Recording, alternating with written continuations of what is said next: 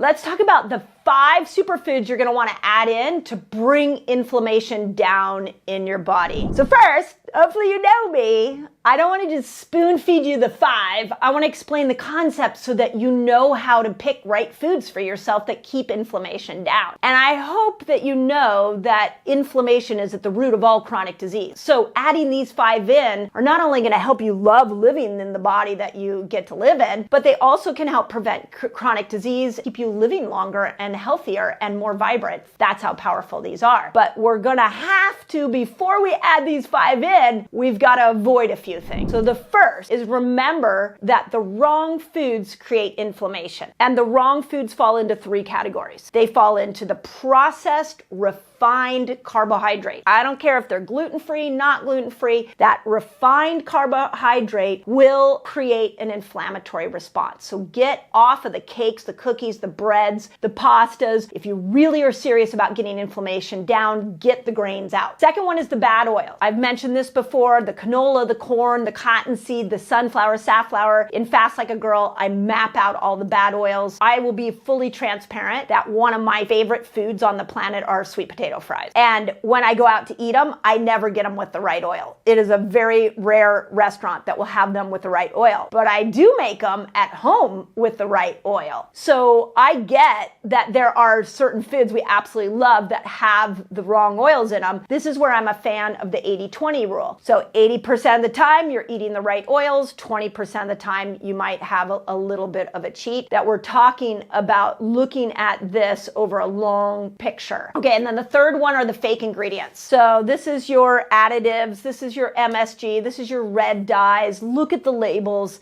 If anywhere on the label it shows that there is an ingredient in there you can't pronounce, it's probably a man-made one and it's going to create inflammation. The other part that I want you to know about inflammation is when you've got the blood sugar spikes that are going up and down all day long, and that can happen with really good food. I was recently coaching a young woman who was eating really well, but her blood sugar was going up and down, and so her inflammation was going up and down. So the name of the game is really stability of blood sugar, not necessarily like, keeping the blood sugar low. We want to keep the number of spikes low. 5 to 6 spikes a day, too high. If you're like, how do you know? This is where a CGM comes in handy. Okay, with that in mind, here are the 5 foods I want you to add in. First one is avocado oil. So I like all the healthy oils, but avocado oil seems to be the easiest one that you can add in because you can do it in a salad dressing where you're not heating it up, but you also can use it in a pan where you are heating it up. This is what separates avocado and olive oil. Avocado oil can be heated and it will stay in a non-inflammatory state. Olive oil, you heat olive oil and now it turns into a bad oil. So in our house, on our countertop is a lot of avocado oil. Usually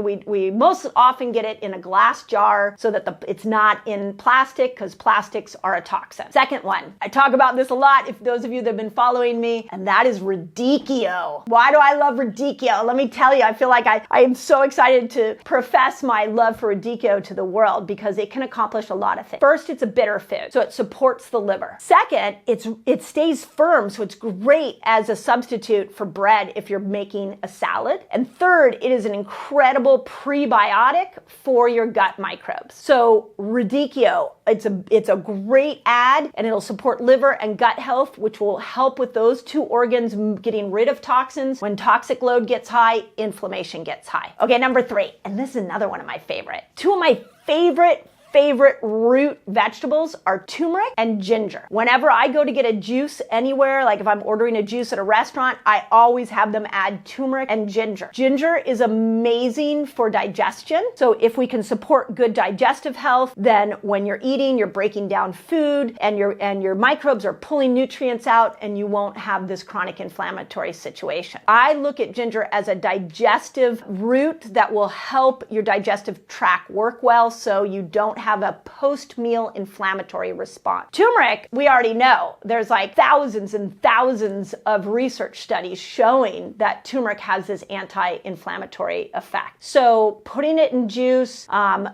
grating it into salads I've even done, taking supplements, however you can get turmeric in. There is nothing bad about turmeric. It is the hero of the inflammation day. It will absolutely bring your inflammatory response down. Okay, I gotta interrupt this video because I have a free guide for you so you can master fasting. It's called A Beginner's Guide to a Fasting Lifestyle, and all you've got to do is click here and you can jump right in. Okay, number 4, apple cider vinegar. Let's just put it with every meal. So you can do it before the meal, you can do it with the meal, you can do it after the meal. I have a hack that I love where I make my own salad dressing. I put actually my recipe for my salad dressing in Fast Like a Girl. One of my favorite ways to do salad dressing is I'll do avocado oil, I'll do apple cider vinegar, and then I'll do just a little bit of raw honey because raw honey adds a little sweetness. I'll mix it up in a bowl and I put it in the salad that I serve my family. Sometimes in that salad, by the way, I'll even put a little bit of sauerkraut. I have a lot of different vegetables in there. Salads are my love language. I rock the salad. What's interesting about apple cider vinegar is it helps stabilize your blood sugar. I've done videos on this here. But remember, we're back at that 5, 6, 7 spikes a day of glucose and insulin creating this inflammatory response. So if we could stop those spikes by just adding apple cider vinegar into some things, stabilize your blood sugar, then we're not going to get that inflammatory response. Okay, and then number 5. You all might not love this one, but I love what it does. I've just found creative ways to eat it. And that is organ meats. So I'm not a liver fan. I can't handle the taste of it, even if you wrap some bacon around it. But what we have to remember about organ meat is that like heals like. So when we eat clean organ meats, we are actually in those meats are nutrients we may not be getting in and most likely aren't getting in other parts of our diet. And so we start to create a synergistic effect where if you're eating liver, you're healing your liver. If you're eating heart, you're healing your heart. You can look at these organs as a healing tool to get the key nutrients these organs need so that they can start to work for you. Because I'm not a fan of eating liver, I take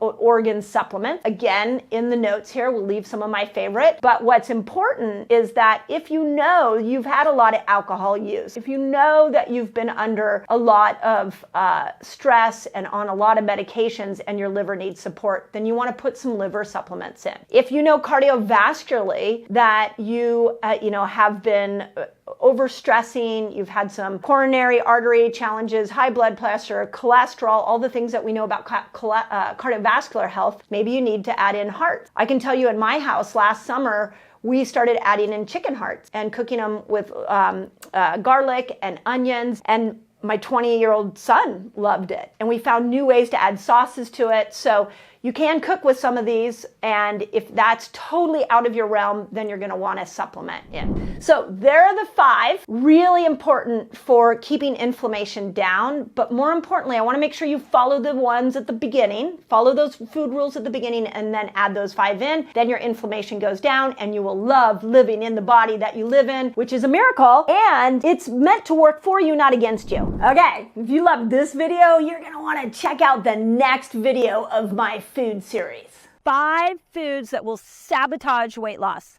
And they're going to surprise you. These are ones that you're probably doing thinking they're helping you lose weight.